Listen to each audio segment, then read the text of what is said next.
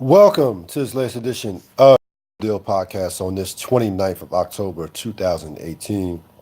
I'm your host, Ril Dil Quinn, discussing the world of sports and pop culture. As always, we are streaming live on YouTube. You can catch the broadcast anywhere from 15 to 20 minutes after we're done.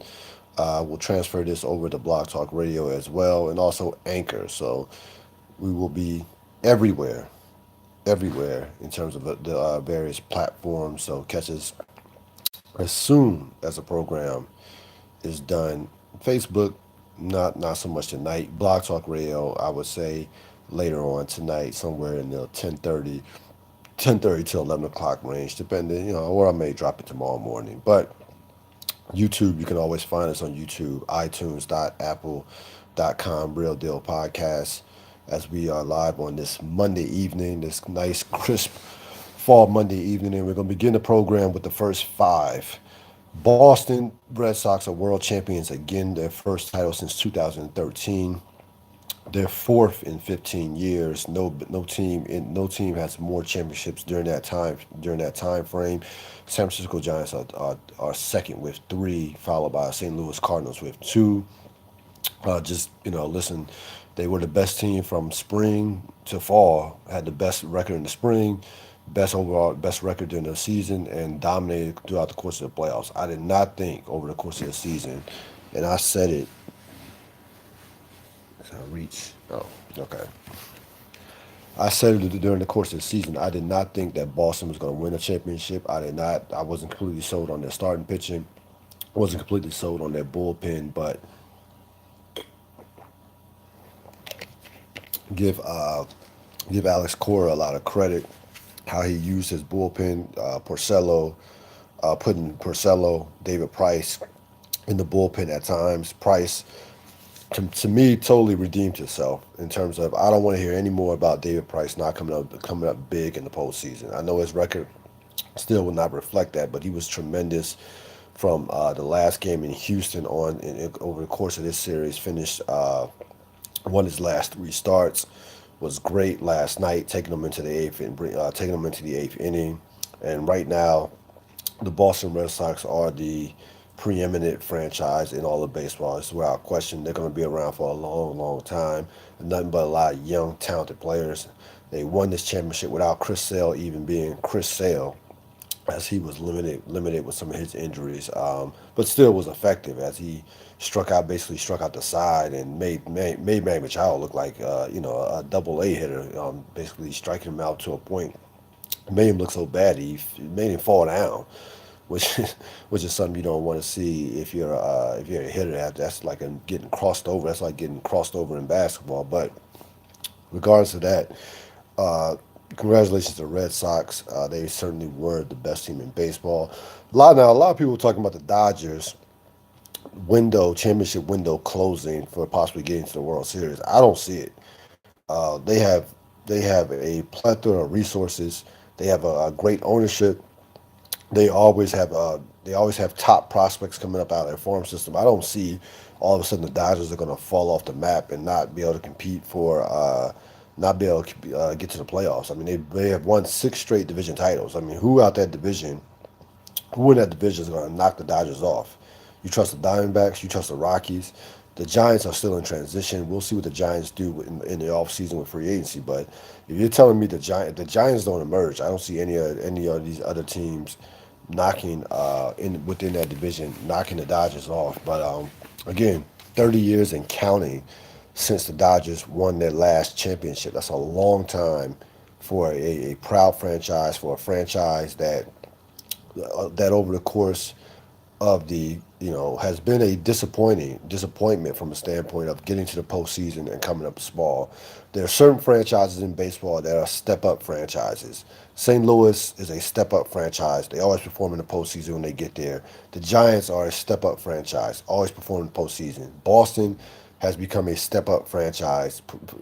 When they get to the World Series, they dominate. They don't just perform in the World Series, they dominate. So the Dodgers fall into that category as being a franchise that just, it's kind of Atlanta Brave like without the championship. At least Atlanta, over the course of their dominance, won one championship. The Dodgers right now, it has to be shaking their heads on why they cannot get over the hump and get at least one championship. But I don't think that they're going to fall off the cliff so much to where they won't be a factor in terms of making the playoffs next year. I don't see that happening. They lose Machado. I don't understand. I don't see how you can let Kershaw go. I know Kershaw has an opt out. They can opt out and then sign him to a 5 year, you know, $240 million contract, something like that. I don't see the Dodgers getting outbid for Clayton Kershaw. Again, Machado, I don't expect to be on the team, but that team has plenty of young talent. They will be back next year in the playoffs.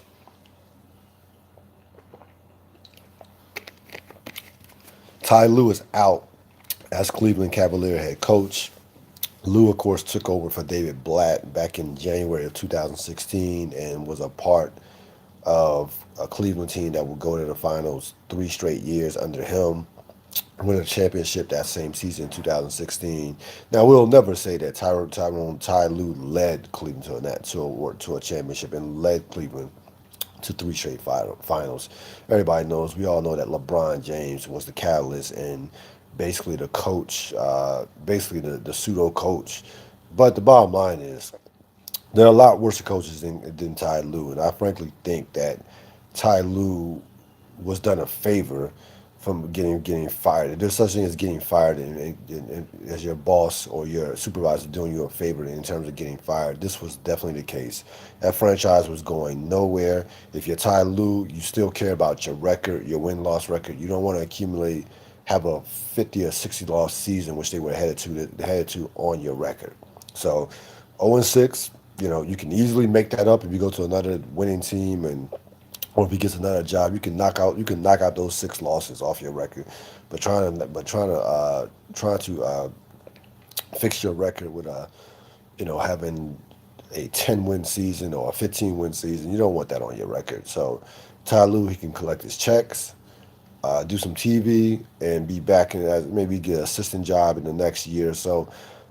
He'll get another shot as a head coach. I have no doubts that he'll get another shot because NBA coaches get fired seemingly two to three or four a year. So I expect Ty Lue to get another head coaching job in the next couple of years or so. He'll do his rounds on the television, on TV, and probably maybe as an assistant first. But I expect him to be a head coach within the next couple of years. Rick Pitino wants an NBA job. He's putting out feelers to get a job, putting himself out there in terms of wanting to work in the NBA. Listen, I would not be surprised if some franchise with a nuts or with a crazy owner goes after Rick Pitino. I'm telling you, NBA owners will hire coaches out of the blue.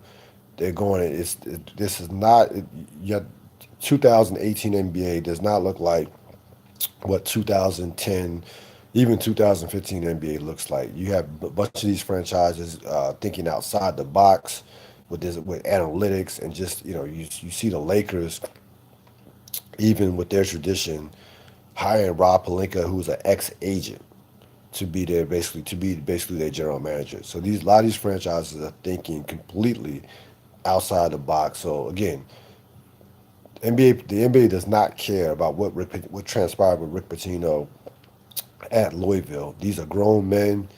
They won't have to worry about those types of rules and stuff like things of that nature, by NCAA violations and all of that. Um, again, I would not hire Rick Pitino myself to coach or be anywhere near my franchise. But I would not be surprised if a franchise took a chance on hiring Rick Pitino. It just wouldn't shock me. Steph Curry has 7 straight games with at least 5 or more 3 pointers made per game. Curry is off to a fast start. Leads the league in scoring at 33.9. He had the 51-point outburst.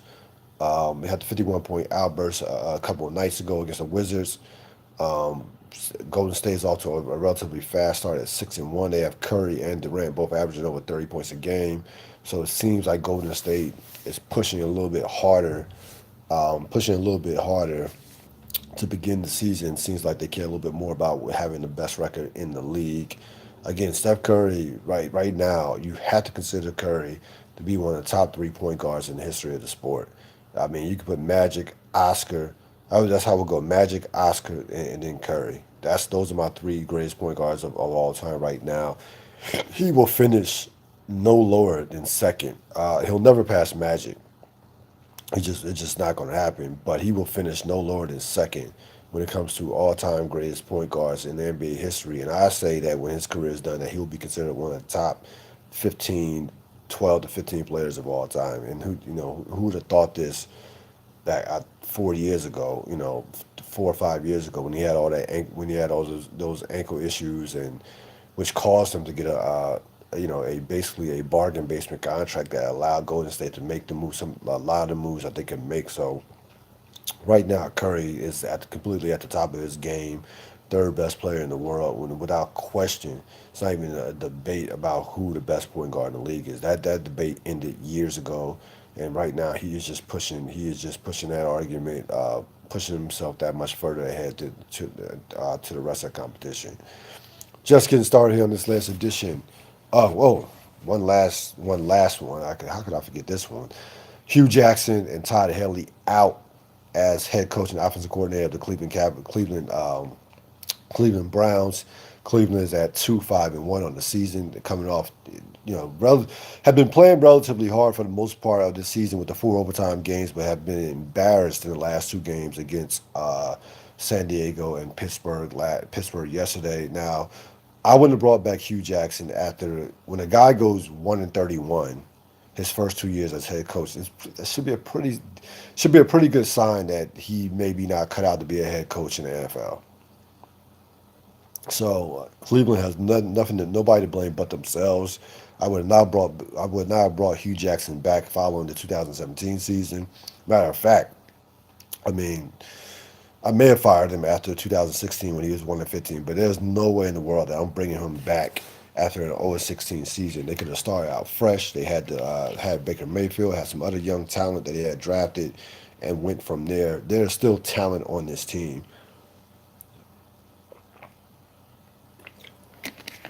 There's still a lot of talent on this team. When you talk about the likes of when you talk about the likes of Miles Garrett and some other position players, some other skill players that they have. Um, I think the job is not as bad as it once was as far as the talent. Now, the front office, the ownership is not the greatest. We know that they're not a sound front office, that they have some issues in terms of that. But the talent, they have some nice talent. Mayfield has played better than I thought he would play. Actually has some ability. Now again, I don't know if he's going to be a franchise quarterback, but he does have ability. So, you know, Greg Williams is going to be the intern probably for the rest of the year. If you're Cleveland in the offensive league, they're probably going to be geared towards a offensive guy coming in the off season. But again, that job is much more attractive than what it once was. Than it once was. Cleveland up until uh, up until the last couple of weeks have been very competitive. They have played well. Had won a couple games, but these last two games the wheels came off, and it got to a point to where when you have Jackson and Haley going back and forth, when you have your coach questioning your offensive coordinator, and when that comes out in public, comes out in the media is talking about it. I guess they felt the need to where, from their eyes, they didn't want that to seep into the play of Baker Mayfield. To me, I wouldn't have brought back Hugh Jackson following last season. That's where the mistake was made. Um, that's where the mistake was made. They could have started out fresh, had a new up and coming coordinator with his defensive offensive take over that team, and went from there. That job is very much not again. It is not the worst job in the NFL. There are some jobs that are much worse than that.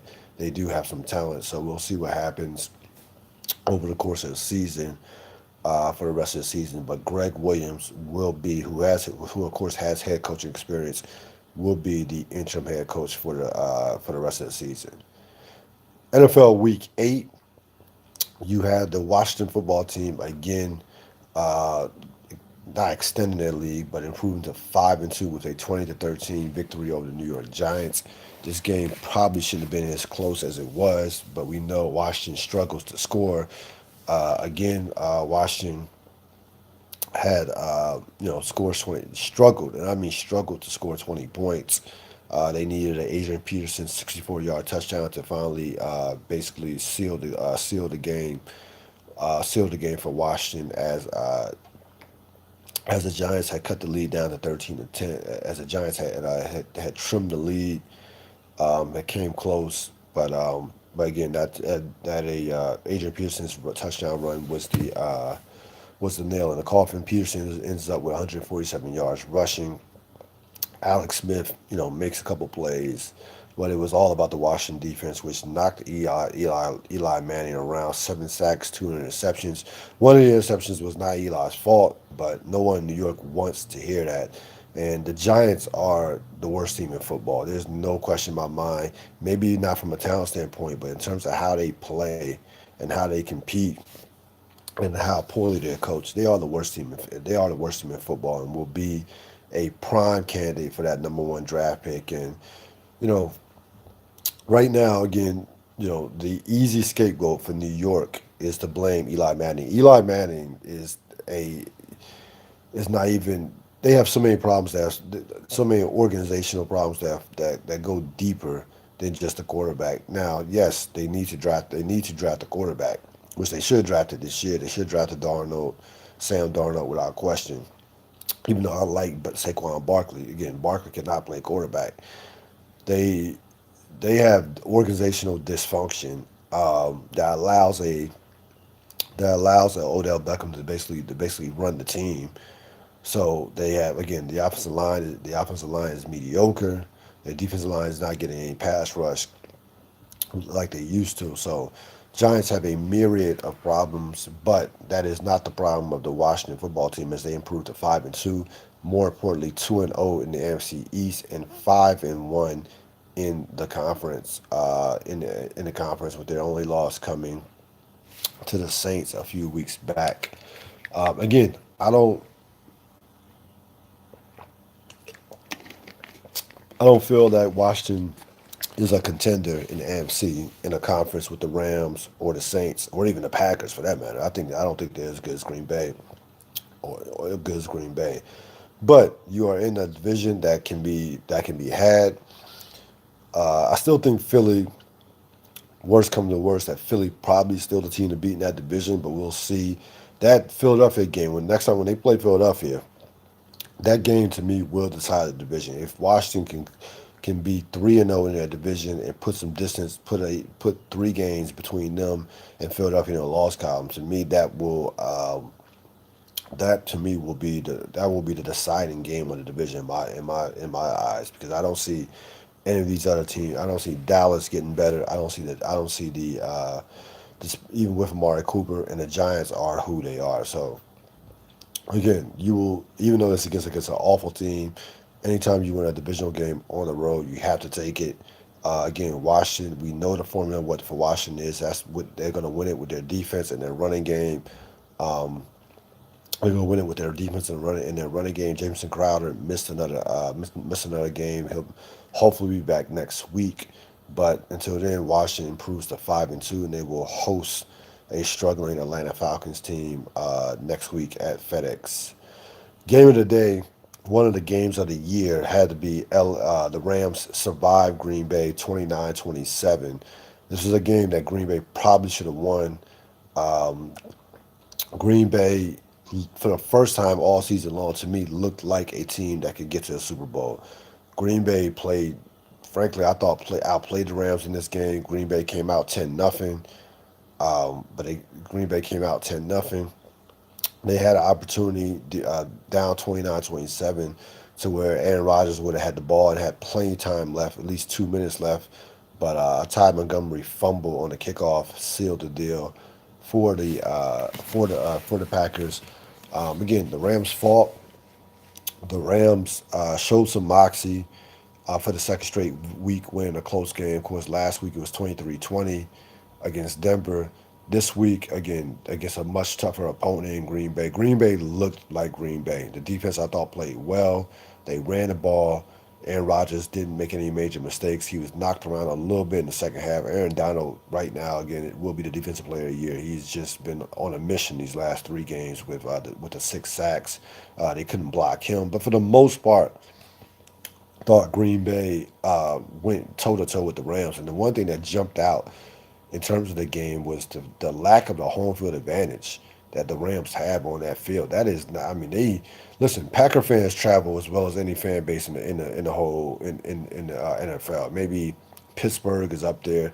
Dallas, when they're good, can be up in that consider up, can be can travel a lot as well. Can travel a lot on the road as well.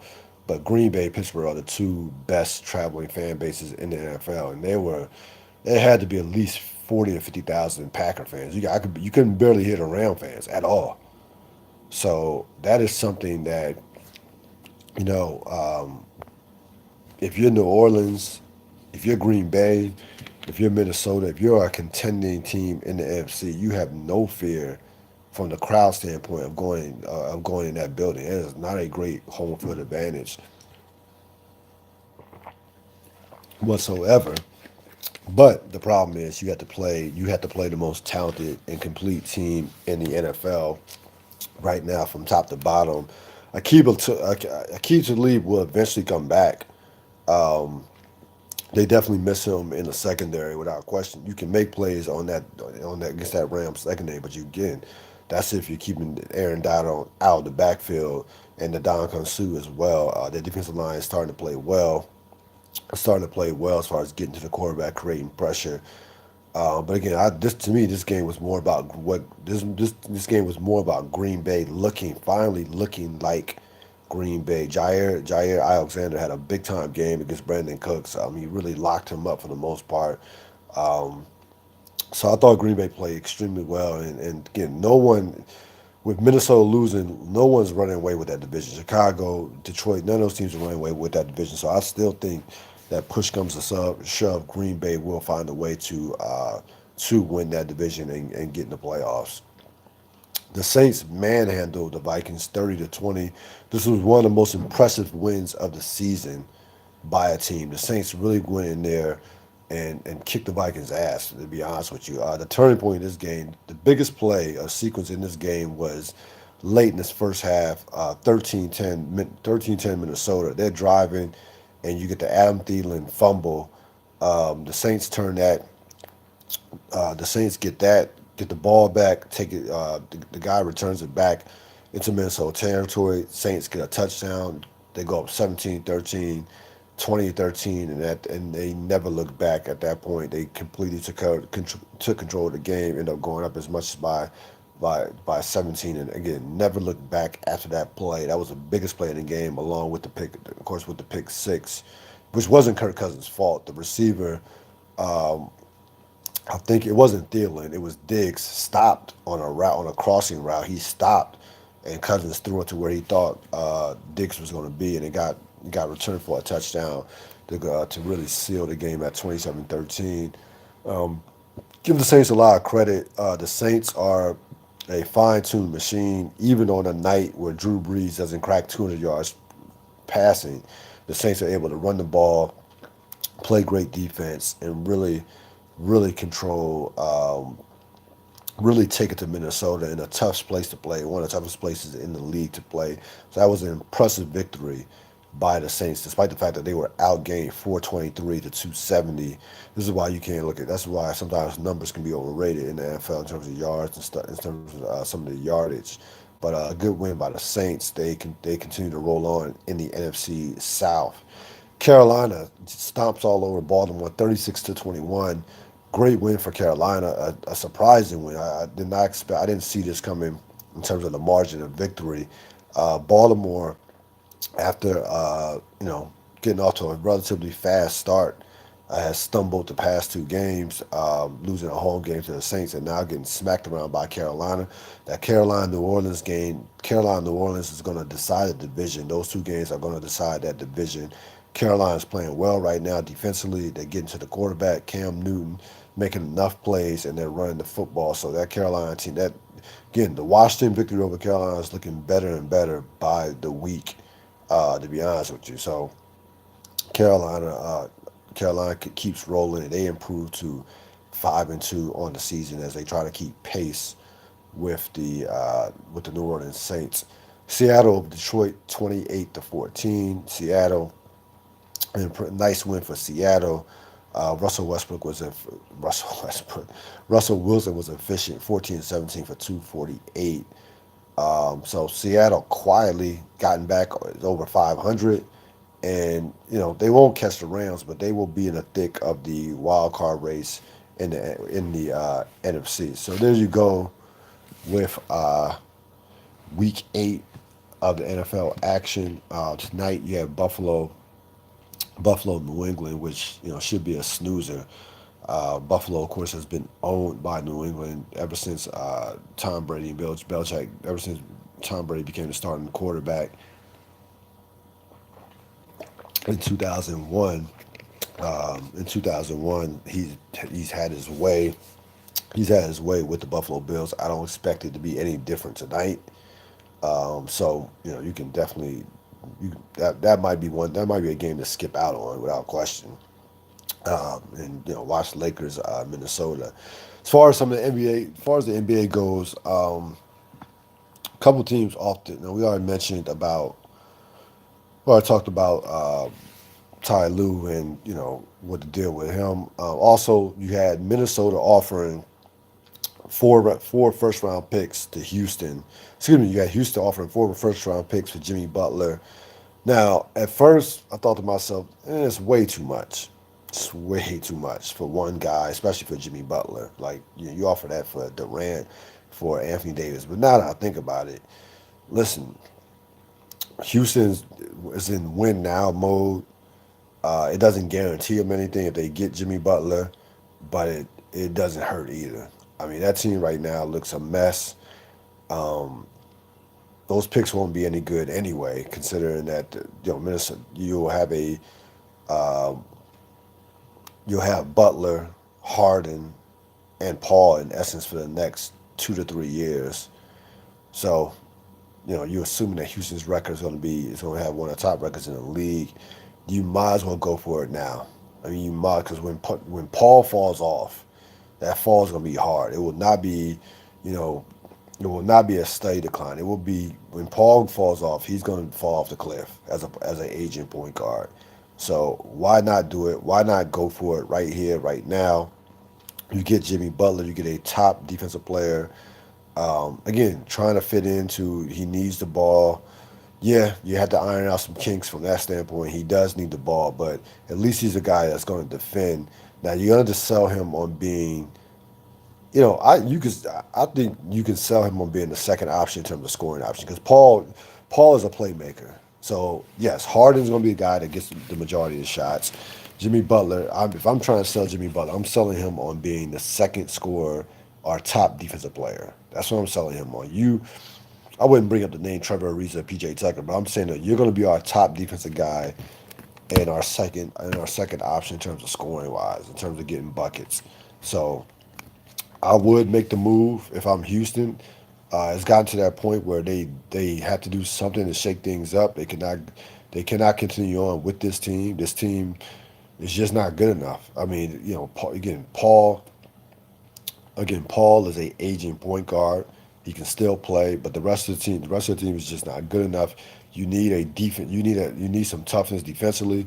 You need a guy that can get you some more buckets and defend as well. And right now, Jimmy Butler is the best out there. And right now, you have to take advantage of a Minnesota team that should be desperately wanting to trade him because you gotta get him out of there because Karl Anthony Towns right now looks like a shell of what he once was. Karl Anthony Towns, last time I checked, was averaging roughly 16 points and about 9 rebounds. Those are not Karl Anthony Towns numbers. Well below the 23 and 12 that he was putting up last year. So they have to get him out of there. They have to get Jimmy Butler out of there as soon as possible, just for the psyche of Karl Anthony Towns. Wiggins hasn't been bothered by Towns. Excuse me, hasn't been bothered by Butler, but it's clear and evident that Karl Anthony Towns has and it's certainly affected Karl Anthony Towns' game and will continue to affect Karl Anthony Towns' game as long as Jimmy Butler is on that team. So if I'm Houston, you make that move, and you try to you ride with Harden, Paul, and Jimmy Butler. Lakers off to a 2-4 start, but keep in mind they could easily be 6-0. Lost again to had a nice win against Denver, but lost to San Antonio on Saturday in San Antonio. Again, a game that they probably should have won. Brandon Ingram will be back tonight, so they'll have their full team for the first time since the Houston game, which was the second game of the season. And of course, that was the fight with the Chris Paul. That was the Chris Paul Rajon Rondo fight. So Lakers will have their full team. He's starting Ball, which is the right move. Starting Ball, having Rondo come off the bench. I actually thought Rondo played well against San Antonio. For the most, played well against San Antonio. I know he had the little. I know he probably should have shot the layup at the end, but that's not. That's neither here nor there. Overall, he played a solid game. Uh, LeBron LeBron had probably his best shooting game of the season against the Spurs, but it was not enough as the Lakers kind of fell apart in that fourth quarter. That's been one of the issues all seasons is closing games out. So they've struggled in terms of closing games out, but they've been in every game. And again, I think the Lakers will be like I think the Lakers will be fine. Just a matter of getting those guys incorporated as far as who's going to play. With the lineups, what's going to be the closing lineup, how much Ball, Rondo. They got a few things. I mean, Ball and Hart should be their starting backcourt, but how much you're going to use Rondo, how much you're going to use some of their bench players. McGee has played great throughout the force. McGee and Stevenson have both played great as far as I'm concerned. So their bench players, for the most part, have played well. Again, they just had to close out. They just have to find a way to close out games. LeBron has to make free throws, and you'll see a 4 or 5 game winning streak come about soon. As far as the rest of the NBA goes, Milwaukee, Toronto tonight, but again, no Kawhi Leonard. Second game he's missed. Something I'll be a little bit nervous about. Him missing a second game this early in the season. The Greek Freak is playing like an MVP. Kawhi is certainly going to be in that conversation for MVP as well. As you have Toronto and Milwaukee, but unfortunately for Toronto and for NBA fans, you will have no Kawhi Leonard. Utah playing well. We already mentioned Golden State. Oklahoma City, despite winning his first game of the season against Phoenix continues to struggle. And amazingly, again, you can have two of the top 15 to 20 players in the league and not get wins just based on having those two All Stars. Part of the problem is it seems to me that Paul George's head is still in L.A. Last week, and we didn't get to mention it because we weren't on. And Paul George was talking about, you know, being a Laker. If Indiana wouldn't have traded him, he would have been a Laker. Why Paul George is still talking about the Lakers is beyond me. Now he signed with Oklahoma City, committed there, got the big contract, but to me, I think he's second guessing his decision. So when you keep bringing up L.A. and if I'm Russell Westbrook, I'm tired of hearing about Paul George talking about L.A. At a certain point, are you with us? Are you with us, or you're not? So that team does not look good. They can't shoot if their lives depended on it. And we knew that coming into the season. That's one thing Andre Robertson will not fix. He may help them defensively, but he will not help them as far as making as far as making shots, making outside shots.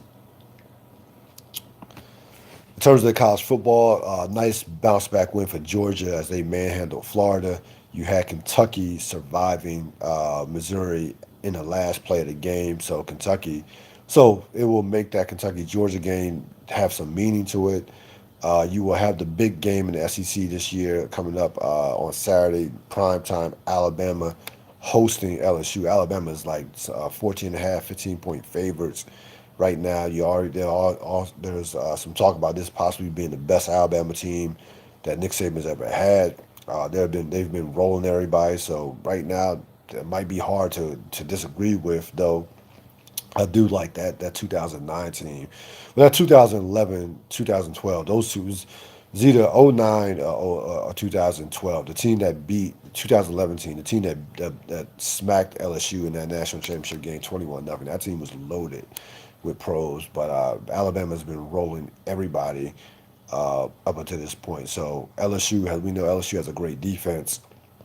We know LSU has a great defense, still and a great running game, but the quarterback situation will not be enough to handle Alabama. I don't understand how Florida and LSU don't have quarterbacks. I just don't get it. I mean, Florida has a legit, that's a real championship defense. I'm watching Florida Georgia game. I'm saying this is a waste of defensive talent. It would like Florida did not lose that game because of their defense. Their offense is so bad. The defense was constantly put in, with short fields, offense, three and outs left and right. I mean, their offense did them no favors in that game against Georgia. So it was you see the score and you think about you think their defense was the problem, but it was not. Their defense was not the issue to me in that Georgia game. Again, I don't understand what LSU and Georgia are. Excuse me, what LSU and Florida are doing in terms of recruiting quarterbacks. They get skill position players, they get running backs, they get the offensive linemen. We know what they do get defensively, but they just cannot recruit quarterbacks if their lives depending on it. So you still have, outside the top four, Michigan is still in the mix, Georgia is still in the mix, Texas is done as far as being in the mix. They losing to Oklahoma State, so you can cancel them out. Oklahoma is still in the mix in terms of one loss team. So there's still a couple, three or four one loss teams that are still have an opportunity to reach the college football playoffs. But as we all know, Alabama, Clemson, Notre Dame, all control their own destiny. LSU as well, all control their own destiny as far as getting to the playoffs. That's going to wrap it up for this latest edition of the Real Deal Podcast. I will see you next time. Thanks for listening.